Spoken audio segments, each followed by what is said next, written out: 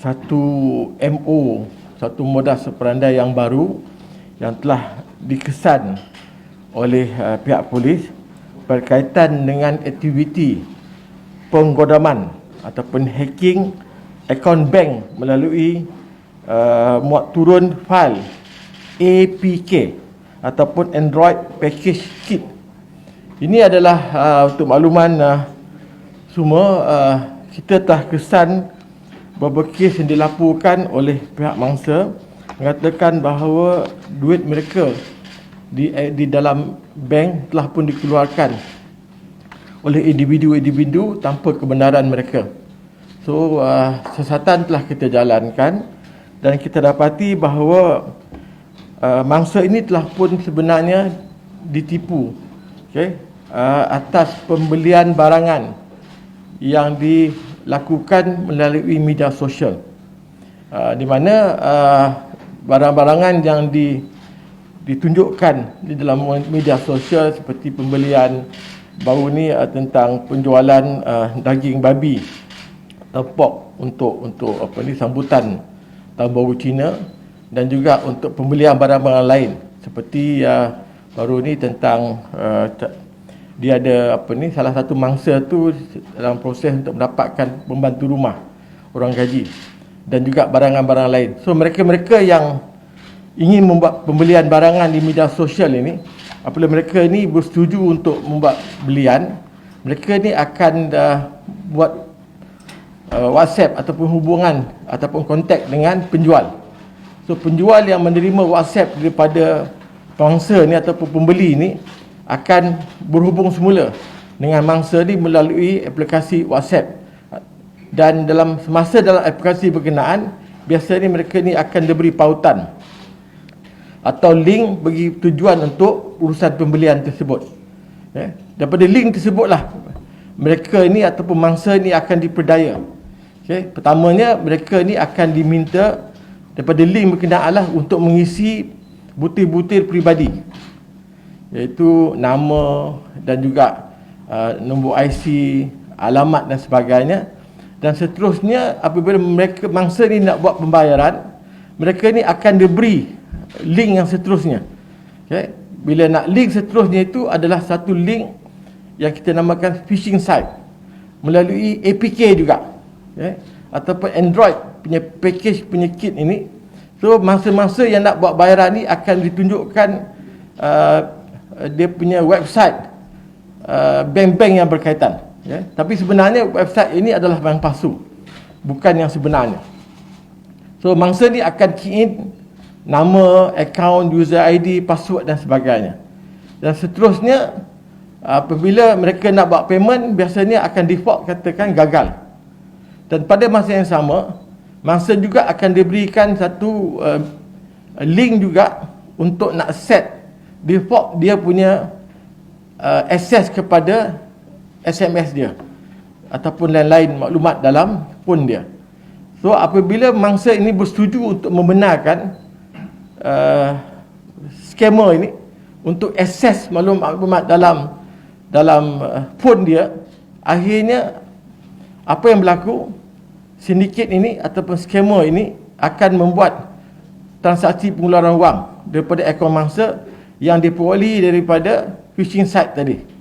Dan seterusnya bank akan menghantar biasanya TAC ataupun OTP kepada mangsa bagi tujuan transaksi. Yang mana saya sebut tadi, pihak sindiket scammer telah pun ada maklumat kebenaran untuk akses SMS ini. So akhirnya sindiket ini, scammer ini memperoleh semua sekali, dan mangsa cuma akan sedar apabila dapati duit dalam akaun dia berkurangan. Ini adalah satu modus operandi yang baru yang telah kita dapat kesan, dan setakat ini kita terima ada 3 kes. Ada satu di Johor, 3 kes di Johor, satu di Pulau Pinang, satu di Sabah. Kerugian lebih kurang 58,844. So untuk PC ni, sidang media ini, saya mengharapkanlah pihak media dapat memberikan maklumat ini kepada orang ramai supaya mereka ni berhati-hati apabila membuat layaran di internet, terutamanya di media sosial, dan jangan sesekali mendedahkan sebarang maklumat melalui aplikasi APK ini. Sebab pautan-pautan ini biasanya akan menyebabkan maklumat-maklumat ini akan terdedah kepada salah guna oleh pihak sindiket. Terutamanya tentang buat bayaran, payment yang saya sebutkan tadi. Bila payment ni, bayaran ini, apabila tuan minta orang ramai berhati-hati supaya apabila kita nak buat payment ni, jangan kita melalui link yang diberikan oleh individu-individu yang kita tak kenal di dalam media sosial, terutamanya masa pembelian barang. Sebab kalau kita tak berhati-hati, maklumat ini yang sepatutnya dirahsiakan akan terdedah kepada sindiket ini, dan sindiket ini akan boleh mengeluarkan duit kita melalui username, password yang telah kita berikan kepada mereka. Itu yang pertama. Yang kedua, kita juga mesti untuk mengingatkan orang ramai supaya bila kita set default dalam phone kita, kita mesti berhati-hati untuk membenarkan orang lain untuk akses dalam maklumat-maklumat di dalam handphone kita.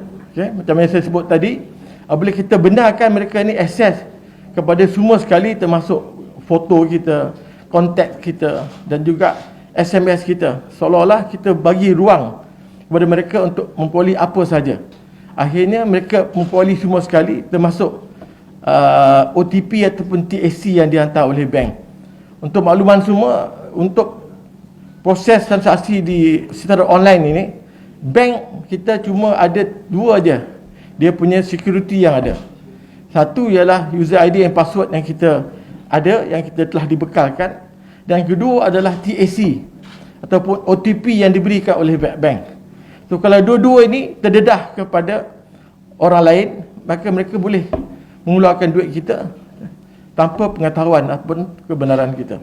Ini adalah perkara yang serius, sebab sebelum ini kita hanya cerita pasal phishing site, iaitu maklumat yang kita serahkan ataupun yang kita dedahkan melalui media sosial. Tapi sekarang ni sindiket ataupun pihak scammer ni, dia pergi lagi satu, di mana dia boleh akses maklumat dalam phone kita. Itu yang membimbangkan saya. Sebab kalau dua-dua ini orang ramai expose kepada pihak scammer, tidak ada lagi sebarang protection ataupun security kepada kita untuk safeguard kita punya account di bank-bank yang kita ada.